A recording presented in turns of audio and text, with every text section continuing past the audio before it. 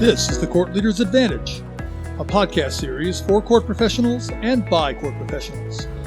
Brought to you by thecourtleader.net and in cooperation with NACM, the National Association for Court Management.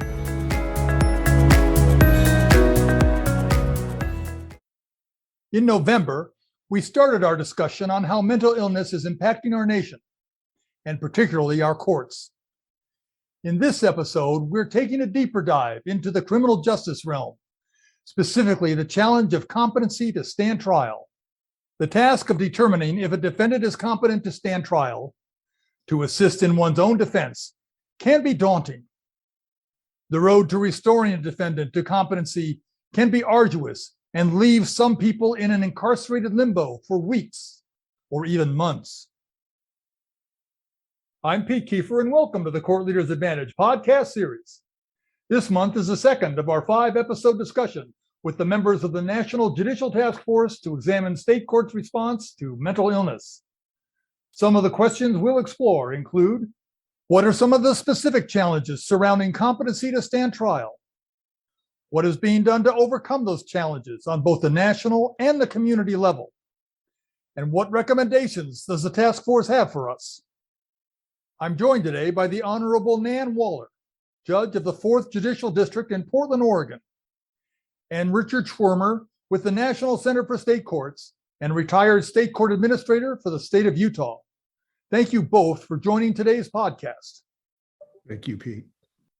Judge Waller, as a trial judge in Multnomah County, Oregon, what are you seeing on a daily basis in the area of competency to stand trial?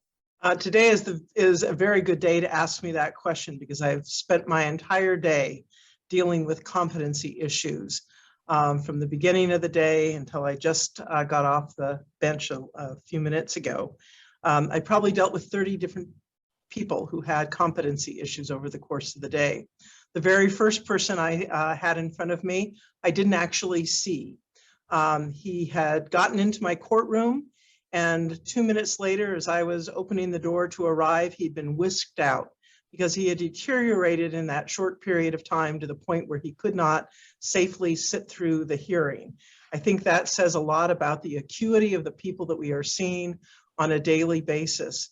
This afternoon, I dealt with so many people who were so acute. People, some of them who had very, what would be considered in the realm of things, minor charges, a contempt of court where the maximum penalty is 6 months in custody, or harassment.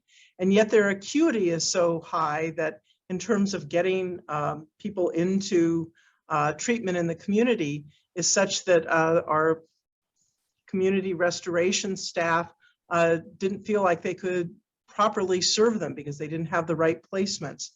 I've seen people who have gone in and out and come back again. A woman who, I don't know how many times she's been in the state hospital. Our state hospital, the cost is $1,500 a day. She has a delusion that leads to her continuing to violate a restraining order. She has maxed out at the state hospital. The maximum penalty, again, is 6 months, and then comes back again, and we start the whole process over again, where she's arrested, taken to jail, eventually released or sent to the hospital, and we start again. We start anew. And I think I've done sometimes on some days, just for my own sanity, calculation of what we've put in and what we've gotten out of it. And when you have spent $300,000 on hospitalization, but at the end of the day, the charges are dismissed because the person hasn't been restored and they have no housing, and you have to open up the door and say, good luck. And, you know, when it's the middle of winter, like it is now, when I say, and I hope you have a coat, do you have a place to go? And there is nothing. That's not a very satisfying either for the community or as a judge who cares about the people in front of me, or for the victims in the community. And yet that's the position that we are in, because the numbers of people are so significant right now who have competency issues. I see people with really serious charges who, the path is a little clearer that we, in those instances, because there are significant public safety issues, we most likely need to send them to the hospital. Our hospital has been beyond capacity for some time now, and there's federal litigation that is ongoing. They have had to deal with COVID and come up with significant protocols in terms of not allowing people into the hospital for periods of time. We've been on a pause for admissions. I got an email just as I logged on that they are coming off of the pause as of today and will begin to be able to admit people. But for many of the people that I deal with, we should have alternatives in the community given the level of charge and but services and placements that will deal with their acuity of symptoms. One of the, I go jail side if the jail isn't on lockdown because of COVID, which it has been at times recently, but there's nothing worse than, there's a dorm where it has the most acute people in our jail. It's 4D. And literally when you walk onto 4D, it is an assault on every sense. You hear people screaming and banging their heads. You hear the despair, you smell the feces and the urine that has been spread.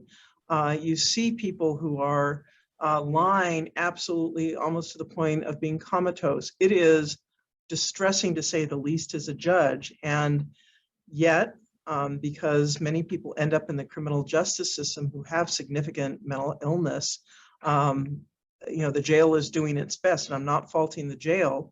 They are trying their best. They have people sitting 24/7 outside of some cells in order to make sure that people are keeping safe. But it is, I will never forget an individual who I went to his cell.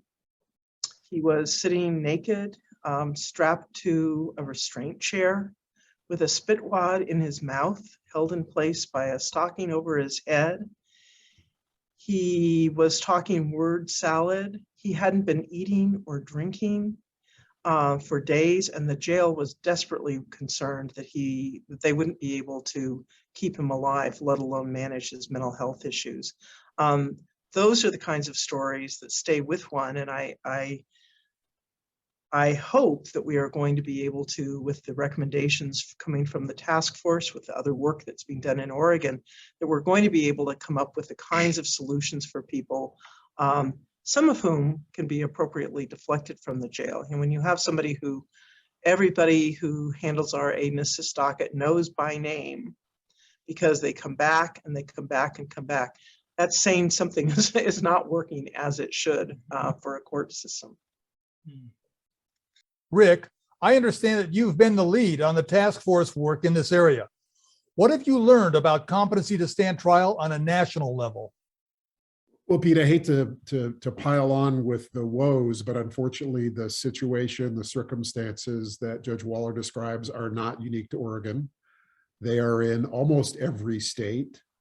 And unfortunately, that's what we've learned, that all states or almost all states are struggling to meet the demand for competency evaluations on a timely basis. They have insufficient resources for restoration, too few options for restoration. And as Judge Waller just mentioned, they fail to effectively transition folks back into the community. We see this cycle over and over and over again as people work their way through the competency system. Judge Waller also mentioned litigation. There have been at least a dozen states that have been sued in federal court because of constitutional failures to provide appropriate care for folks in these circumstances. And not surprisingly, all of those states have lost. That's not a good way to make public policy, but that's what has happened, is that in some cases we've had states that have been sued and then had judgments or consent decrees and then failed to comply with the terms of those consent decrees. And in those circumstances, even still, many of those states have failed to comply with the orders of the court and are paying dozens of millions of dollars in contempt penalties still today. So one other thing that Judge Waller mentioned that I think is worth reminding folks, although I don't think we need a reminder, is that the pandemic has made things so much worse, certainly for the individuals, but also for the systems. They've created enormous bottlenecks in the process. But, and this is the important part, we have also learned that there are states There are jurisdictions that have found ways to solve some of these problems and to overcome these issues. And that's really what we want to focus on. We want to focus on the fact that in Los Angeles, in Hollywood, and in Massachusetts, they have same-day evaluation processes where they quickly determine if a person should penetrate that system further. We have diversion options in some of our states where folks don't even go into the competency system, particularly when they have low-level charges, again, as Judge Waller mentioned. We have some really promising case management innovations, for example, in Colorado, where the legislature gave funding to the administrative office of the courts in Colorado to hire essentially case managers who work for the judges, work for the courts, but manage this new system that people are engaged in and try to connect the folks that are going through the system with services, keep track of the timeliness of all of the different moving parts that are going on. And that's a real promising innovation. There are diversion from the whole competency process statutes in a number of states, in Texas, in New York, also in Miami, and then in some of the other states. Arizona courts take a direct role in training and qualifying evaluators, competency evaluators, so that the needs of the courts and the participants are better met in that evaluation process. And to jump back to Oregon, they have a truly amazing competency. In Oregon, it's called Aid and Assist, but a competency data dashboard that is truly the envy, should be the envy of every state. In data updated every day that gives the courts and their partners the opportunity to identify things that are working well, where there are problems, and identify those issues early so that they can address them. So my takeaway is that what we've learned is that we know how to solve these problems. We have successful models across the states, and we need to celebrate and publicize those innovations and give jurisdictions the tools to advocate and accomplish system change. And our first step was to reduce those successful approaches and policies that we found into a report. And that report had recommendations for redesigning parts of the process. And that was one of the first products of the task force. So that's what we've learned to date, both the bad and the good, Pete. Judge Waller, the task force identified competency to stand trial as a priority. Can you tell us about the 10 task force recommendations and what court professionals and judges need to know about them? Thank you. We did come up with 10 recommendations. And I think the one thing that I really want to say is that in the competency arena, you have to have the courts working with all of the other stakeholders to the competency system. It's bringing together people from criminal justice and behavioral health. It's not a problem that the court can solve by itself, and it's not a problem that any of the other stakeholders can solve alone. And that's embedded in many of the recommendations of the task force, the need to really collaborate in a meaningful way with each other, which requires that we have relationships of trust. It means that you're not just sitting at a meeting and then everyone goes back to their own organizations. You have to, because these are to solve competency issues, to solve the clogs in the system, it means that we're going to have to make some systemic changes, and that there has to be a level of trust as we do it so that every system's mandates can be followed. One of the most important things that we looked at was reducing simply the numbers of cases that are coming before the court for competency issues. We have so many cases. There are lots of theories about why it's gone up. But if we can divert the numbers, then obviously that relieves some of the stress throughout the system. And there are ways that you can do that. I think that I flipped it as I was thinking about preparing for today in my brain, is that we have to deflect cases from the criminal justice system, because I think that we often are our door is always open. You know, during the pandemic, so many things have been closed, but what has been open every day? The jail and the court. And so when people are in distress, when they're having a breakdown in the middle of the night, in the middle of the street and creating a public nuisance, people are deflected who might otherwise. I have somebody who I dismissed 70 trespass charges from the airport over the course of a summer. And I think it was, the jail was open. And he was brought in and then given a lawyer. So diverting cases from the criminal justice system, and the criminal justice system likewise diverting cases to some other place. In order to do that, you obviously need you need to be able to answer the question of divert to what. Locally, we are working on building a crisis stabilization and intervention center, so that we went out to Pima County to look at what they'd done, and they have done a very successful job of being able to have that point of deflection, a place where it's faster for first responders and easier for first responders to drop off somebody in a behavioral health crisis. And that takes a great deal of collaboration and working together. We need to restrict cases as we get cases into the funnel. Do we have a line that makes sense in terms of who actually gets an evaluation? And the same thing in terms of looking at where people are evaluated and where they get treatment. It doesn't all have to be, in Oregon, it cannot be in the jail. Some places have jail restoration. The task force looked at that and was not in favor of jail restoration, but while people are in jail, we certainly want them to be getting any treatment that they need and deserve. So we want an alternative to evaluations taking place in the jail or having to take place in the hospital. Both of those are scarce resources that are often expensive, and we should come up with alternatives. We need to find treatment beyond the hospital, and that means in the community. And that follows with one of the final recommendation is we need housing, because you can't, having tried it, you don't have very successful community restoration when somebody is living in a tent on the sidewalk. That is too much stress on them to be able to show up when they need to show up and participate. We absolutely need to revise our restoration protocols. What are we actually doing in terms of how we are providing restoration services?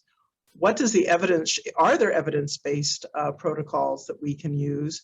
Or do we need to invest also in some research that really as to what works? We know that medication is often necessary for many people. What are the other kinds of restoration services that we have faith will actually get people to the point where they are restored? We need to have rational timelines for competency process, and the states vary greatly across the country. Some states have restoration services for 45 days. In Oregon, for a felony, you can be kept in the state hospital for up to 3 years. Although I think that probably most people in the state hospital, the evaluators would say, you have a pretty good sense way before then as to how long, as to whether somebody is going to be restorable or not. We need to address operational inefficiencies. For my court, we have consolidated the docket to one judge. We have a team that is there every week. So there's the issue of trust that's been dealt with, and also expertise that's dealt with. And how do you simply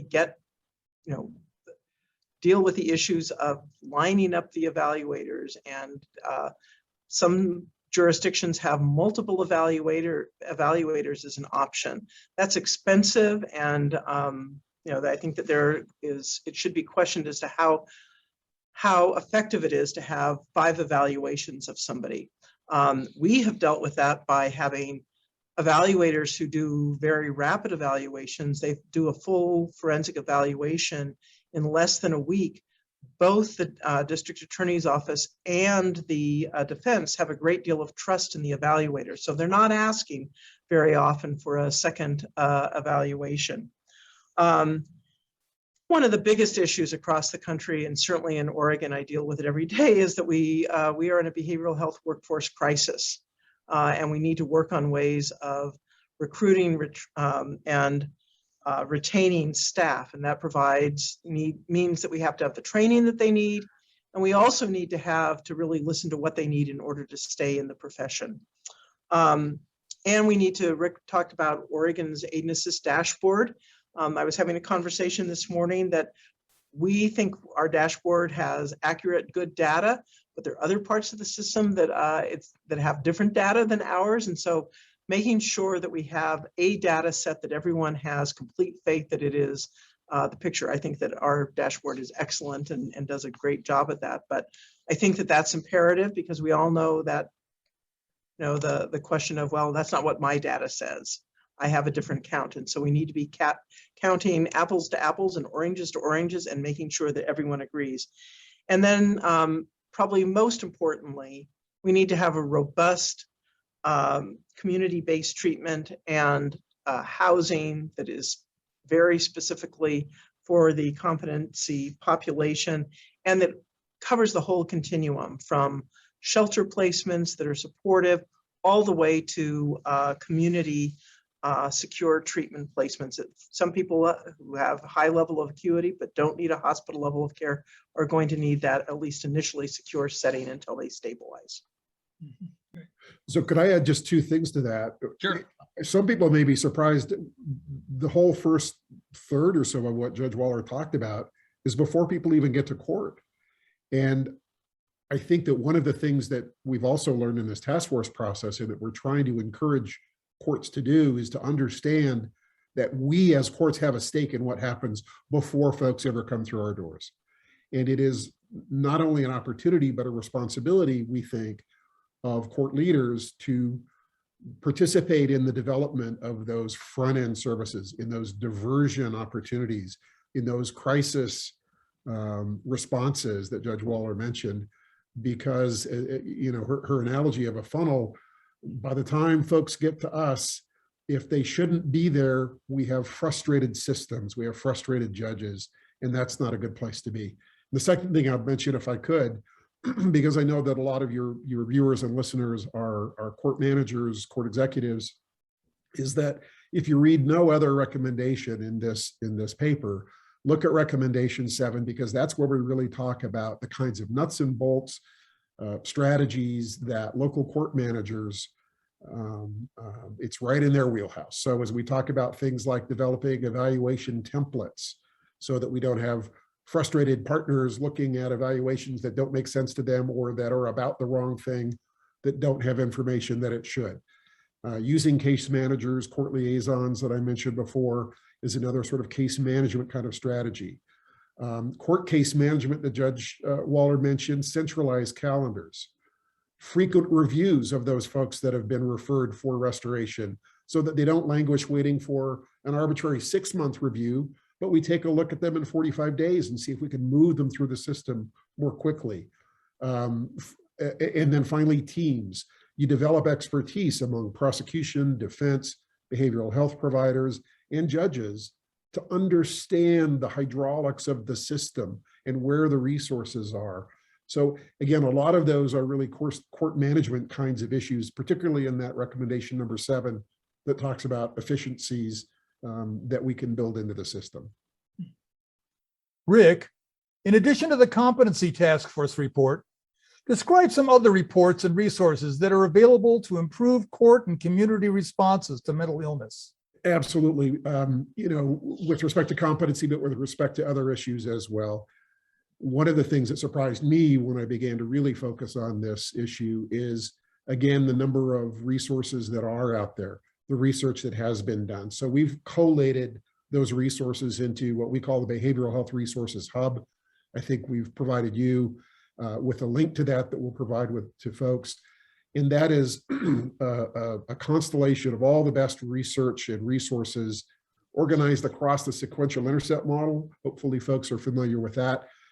Goes from 0 to 5 and tracks the potential intercepts of a person with serious mental illness in the criminal justice system. There's more to it than that, but that resource hub really has a lot of information about the entire process. I'll also mention Behavioral Health Alerts, which is a newsletter that we put out twice a month. And just as an example, the newsletter that just came out earlier this week, we described and linked to a study that just barely came out on using remote technology to conduct competency evaluations and other forensic assessments. Really timely as we talk about COVID issues.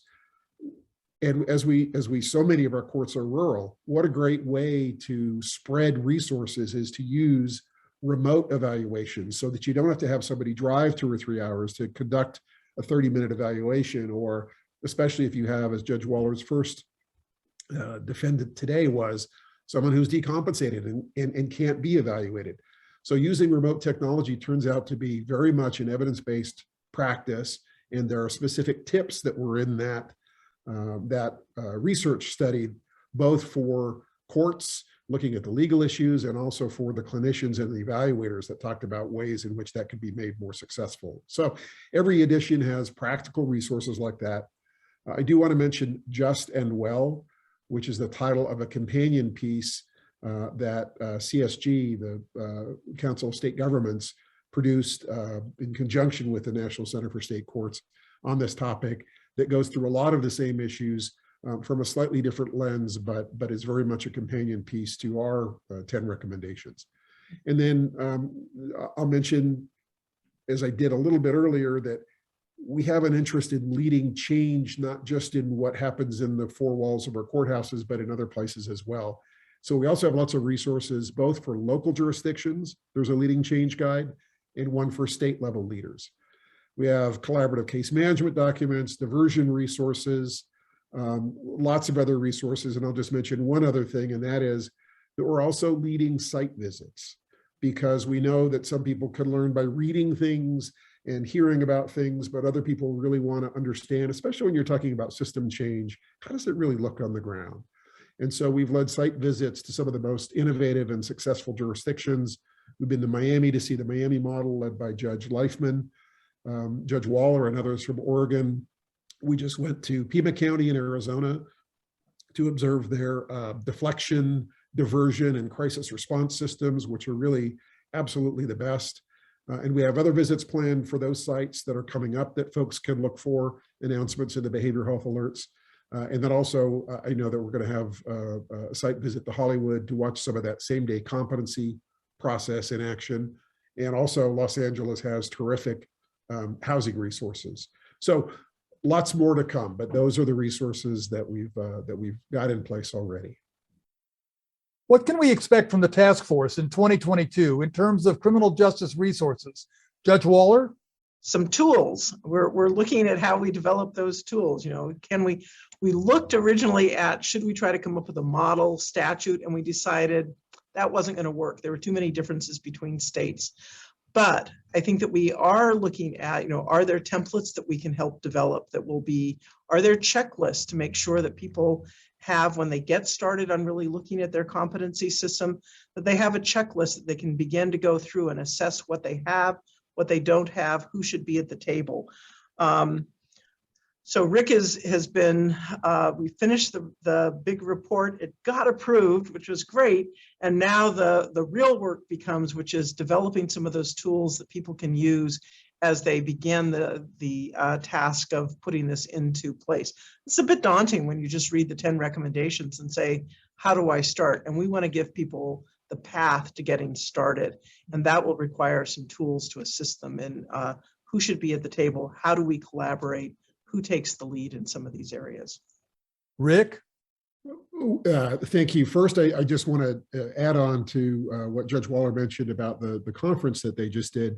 One entity that she didn't mention that I think is so important is there were at least 3 legislators at various times on the calls, speaking to folks, listening to the issues. And it's so important, as she mentioned earlier, to have that collaboration between all 3 branches, because that's the only way we're going to get system change implemented.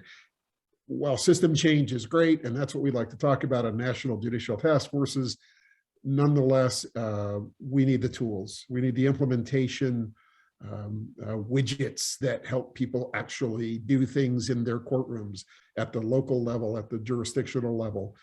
So the competency system evaluation tool that Judge Waller mentioned with respect to competency, but in addition to those competency tools, we're also now focusing on mental health court resources, which I know are woefully inadequate right now, and we're trying to find ways to remedy that. We're also working on model, and I will say relative to model statutes, another thing that we have done at the request of technical assistance request of a number of states is to look at their competency statutes, where they've come to us and just said, we love these 10 recommendations. Here's our competency statute. Do you have some recommendations for ways in which we could change it? And we worked with probably half a dozen states, and those changes have been adopted in many cases. And so that's another resource that's coming down the road. But really, I think that, as Judge Waller mentioned, our focus now is turning, particularly in competency, but in the other areas as well, to implementation tools for both state and local jurisdictions for all of the topics that we're looking at. We're trying not to just produce academic papers that'll be read and forgotten, but we want to give local judges and court managers practical tools and resources to help them make meaningful changes in their communities. And one thing that I want to add is I think that the Oregon dashboard, which I think is amazing because it does give local courts real-time data on who they're sending and who they're not, and how long people are waiting, and what's the time gap between the court signing an order and transport to the hospital or release to the community, that's a good model for states to look at however they choose to do it. But if you're not counting and you're not keeping track of, we all know that we can have a bit of a pat on the back of we're doing okay, we all really care about this. And we all know that good intentions are great and everyone's working hard, but unless you have the data to show that you're getting the results that you need and that you're spending efficiently to fill the gaps that you need, I think that we are all, it's too easy to have that self-delusion as to how things are going on. So I think that developing the tools, including how we use data and templates for collecting it. I mean, we've trained up court coordinators in order to collect the data because it's not something that we would normally be collecting in our case management system. And the other thing about data, if I could, Pete, just to mention also is that, this task force has been going on for 2 years now, and events that we have all seen together have made us really be sure that we're focusing on racial fairness as well. And you can't really do that if you don't have good data. And so we're trying to incorporate that racial equity lens into the work of this task force as well. And I think that's very appropriate and very important. I want to thank Judge Nan Waller and Richard Schwirmer for joining us today and sharing more of the important work of the task force. Be sure to join us in March for the next installment in this series on mental health and the courts. As always, my thanks to you court professionals tuning in to today's episode. You know the challenge of mental illness in the courts on a daily basis. It's your ability and understanding that allows the courts to fulfill the promise of justice. Thank you. Join us in February for another episode dealing with the issues facing our courts. This has been the Court Leaders Advantage podcast series. I'm Pete Kiefer, and thanks for joining us today.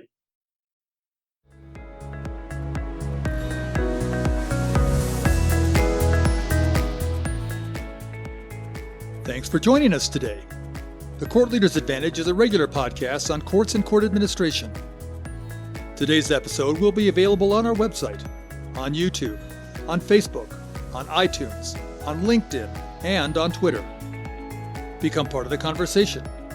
If you have questions, comments, or ideas for future episodes, email us. Our address is CLApodcast, that's all one word, @nacomnet.org. Did you hear an interesting comment by one of the panelists that you would like to listen to again, but you don't want to search through the entire episode to find it? The Additional Resources section of the webpage contains a question time marker sheet. Just find the discussion question on the sheet, and next to it is the time that question was asked. You can then quickly fast forward to that time in the episode and listen to the panelists' comments. Remember, if you don't have time to watch an episode, you can always listen to the audio version. Listen in your car or on the bus on your way to or from work. You never have to miss an episode.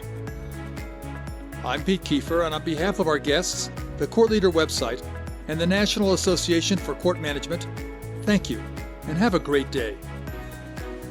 The views, information, and opinions expressed during this episode are solely those of the host and the individual presenters. They do not necessarily represent the position of the National Association for Court Management.